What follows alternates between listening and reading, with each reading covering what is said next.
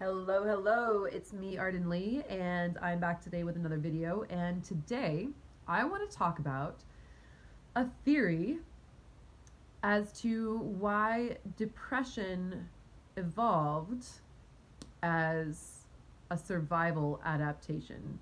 Because certainly for those of us who have struggled with depression in the past, or have watched our loved ones struggle with depression, we may be asking ourselves, what is the point of this? And if we are as evolved beings as we think we are, then why do we still get depressed?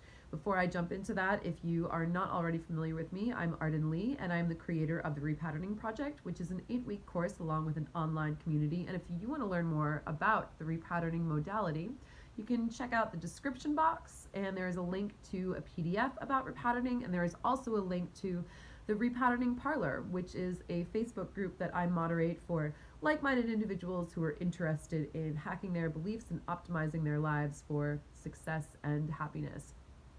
So today I want to talk a little bit about, as I said, how did depression evolve as an adaptation if we're such supposedly highly evolved beings?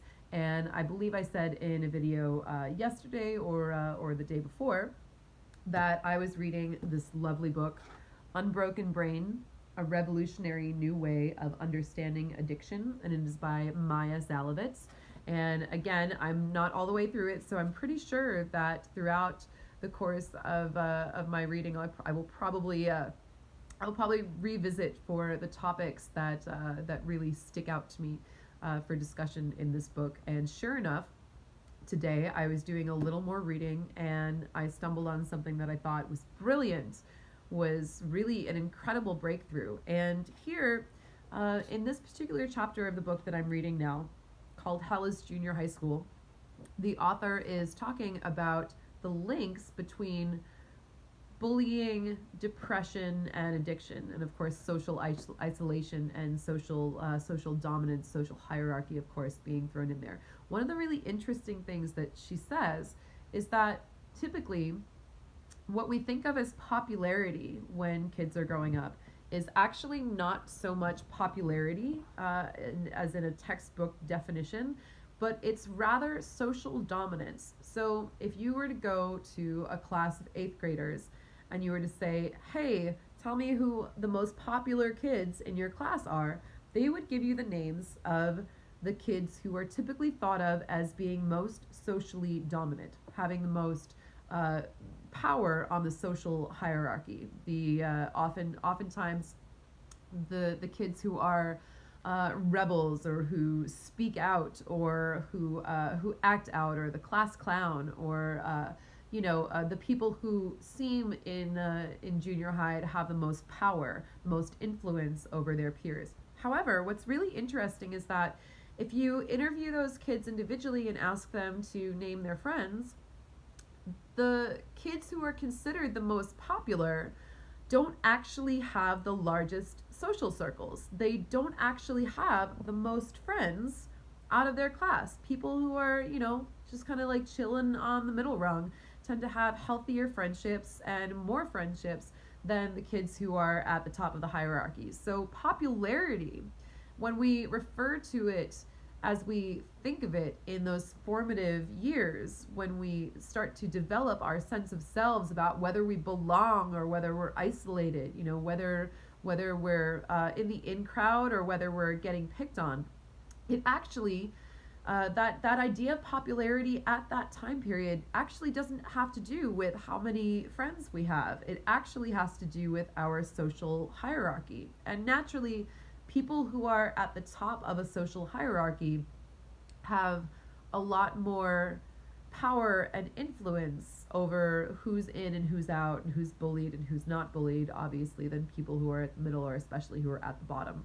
And what it looks like from the research that the author is citing is that, if you have you don't have to be at the top of the class to survive. If you have, your friends, your social circles, the people you like, you have healthy friendships, then that should be just fine for you to be able to develop that sense of self. Where people really get into jeopardy is where they're actually toward the bottom of that social hierarchy, where no crowd will take them. They don't fit in with, the geeks, they don't fit in with the jocks, they don't fit in with the drama club, whatever, they don't fit in with the bad girls, the rebels, whatever. They really have no place where they feel safe, and so they tend to get picked on the most. And what ends up happening is that the correlation between social hierarchy and depression is really quite remarkable. What she talks about here is a study that was a class of studies called the Whitehall studies, and they were conducted by Sir Michael Marmot, named after the headquarters. The Whitehall studies named after the headquarters of the British state bureaucracy, led by Sir Michael Marmot, who is knighted as a result of this research. And what this stated, they studied first about 18,000 men, and they found that contrary to popular ideas about executive stress and heart attacks felling the boss, so they're looking at grown adult men who are in mostly corporate environments. Despite those presuppositions about executives being stressed at the top of the social hierarchy, it's generally far less healthy and far more stressful on the bottom. At age 40 to 64, low-ranked clerks were 3 times more likely to die of any cause compared to those at the top of the heap. The correlations were graded. Each step up the ladder lowered risk. Each step down raised it. Gradients favoring those with high status were found in heart disease, stroke, diabetes, obesity, addictions, infectious disease, and some cancers. Interestingly enough, they did a second study about this, and they found that for women, it was pretty much the same thing, only in addition to being affected by their own place in the social hierarchy, they were also affected by their husband's status. Their husband's social status affected their stress levels, essentially, and therefore their health. So what's really fascinating about this is that, it shouldn't really be a surprise that kids who are bullied therefore naturally get depressed. And what's interesting about that, especially, this really stuck out to me. If you guys have followed my videos and you know about my own personal healing journey, I think you'll understand why this resonates with me. It says severe stress in children, in fact, is more likely to lead to depression or other diagnoses than it is to call diagnosable PTSD. So kids who are legitimately suffering trauma from bullying at an adolescent age end up getting diagnosed with depression rather than PTSD. If you ask my personal opinion on that, it's because we love to blame things on depression, depressed kids just having feelings, too many hormones, whatever. And we don't like to actually look at the realities of the ways that children are traumatized, because that would make us as adults, complicit, because we're supposed to be taking care of children and raising children, whether that is in their school environments or, of course, even more controversially, whether that's at home. As someone who came from an abusive household and tried to emancipate herself from it and was met with obstinacy from the family court, who didn't believe me or just didn't care, that certainly rings true to me. I'm sure they thought I was just some depressed hormonal teenager who was exaggerating things, when really the truth was I had PTSD, and nobody wanted to diagnose that in me. So here's what's interesting, because I know I opened this video saying that we were going to talk about why did depression evolve? Why were these powerful evolved beings? Why did we evolve to be so depressed? And essentially, what's really interesting is that depressed behavior causes it's marked by physical reactions that are really similar in the animal kingdom to being low in the social hierarchy. So I'm going to read a couple of sentences about that from this book. Essentially, it says, evolutionary reasons may also link depression to bullying and status stress. Psychologists have long observed that depressive behavior in humans looks a lot like submission behavior in other animals. Physically depressed people shrink back just like low-ranked animals. They tend to be timid and compliant, lacking energy and drive. So essentially, what we're looking at in, depressed teenagers, especially like you look how like so much of this has become an entire subculture, especially among millennials with our love of depression and nihilistic memes, and the way that we love to talk about just the world being on fire and how we're coping with it every day, and especially in depressed kids and that kind of a subculture, in that you look at how many subcultures have evolved to provide support for the feelings of depression. Sometimes I think that that emo culture was a response to depression, anxiety, and neurodivergence. Feeling a bit like an outcast, or feeling like things are feel too intense, or whatever. And I believe that in many ways, I think emo culture may have evolved out of that. I don't have any data to back that up because I'm not actually a researcher. I just research things and I learn how to teach them to people in order to help people on an individual level. But if anybody ever does a survey like linking emo culture and depression, anxiety, neurodivergence, and social isolation, like please let me know about that because it's really fascinating to me. So essentially, depression can basically mimic that place of being low on the social hierarchy, which means basically it's the same thing as bullying. So why did this evolve? So essentially, I'm going to go back to reading a part of this book.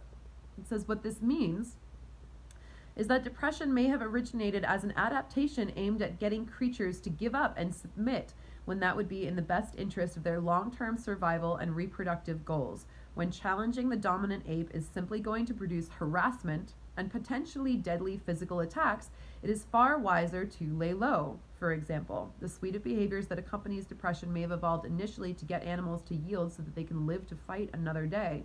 And this could be why bullying and social rejection are such big triggers for it. Bullying is basically an expression of dominance. When being bullied triggers the physiology of submission, depression can set in. Initially, this is self-protective in terms of making the victim take action to avoid or appease the bullies, but if this social withdrawal and appeasement persists, exacerbates the bullying, or occurs in the wrong situation, it becomes harmful and counterproductive, and the hopelessness that results can be especially toxic during a period of development when children are faced with finding ways to cope with status stress that will influence how they do so for the rest of their lives. That's kind of depressing in and of itself, but it's deeply enlightening as well because, as we all know, knowledge is power. Essentially, what this author, Maya Zalovitz, is positing is that depression evolved as a survival mechanism to keep us alive. But if we know anything about evolution, we have evolved and we have adapted for our survival, but we have not adapted for our happiness. There's nothing in evolution that is, it's survival of the fittest. It's not survival of the happiest. So essentially, even though we may have adapted to survive, living to fight another day by acquiring depression and laying low so that we don't get bullied, so that we can, be out of harm's way. And what strikes me so much too is she's talking about, avoiding bullying, and literally she says harassment from the upper hierarchies. So when you look at that in society, wow, depression and bullying intersect with so many different things. If you're a person of color, if you are a woman, for example, dealing with the Me Too movement and dealing with all the ways that as women we lay low, and we have trauma responses like freeze and fawn, for example, which are more common in women than in men. When we experience sexual assault, for example, we do this thing where we turn everything inward. And the truth is, it's a survival adaptation. So that means that if we don't get up and fight, then we get to stay alive and we get to live. But the thing is, even though we have adapted for our survival, our happiness is our own responsibility. So once we start to look at depression as a legitimate response to bullying, but to remember that it's up to us to find those social circles and find those places where we can relax and, let loose and just enjoy ourselves or what have you. And really find those social circles, those means of support That's what's going to be really important to how we feel, to evolve for our happiness, rather than just allowing our trauma, our bullying, or our place in any kind of a social hierarchy, to affect the way that we feel in the world. And if we are a part of a social hierarchy in which we are not being treated well, then we're allowed to leave. Yeah, we can't check out of society. We can't, change our gender or our skin color or our sexual orientation. So, of course, we want to advocate for fairness and equality. But remember that if you're in a job that is not treating you well, if you are in a relationship that is not treating you well, if you are in a social circle and a friend group that is not treating you well, you're allowed to leave. There's 8 billion people on the planet. There's so many other options and so many other places that you can go, and you can be somewhere that is going to allow you to feel safe and to undo all of those adaptive coping mechanisms that you may have formed as a response to bullying. And it's important to be conscious of that, because again, those are very formative years, and if you've already picked up a lot of those habits along the way, it does take a conscious choice to learn how to undo that and to reprogram them. But I can assure you that healing is possible, and it's not on you to be depressed so that the rich assholes running the world can get away with all their bullshit. So remember that healing the self is a revolutionary act in and of itself. So thanks for watching. I hope you got something out of this, and I'll see you in the next video.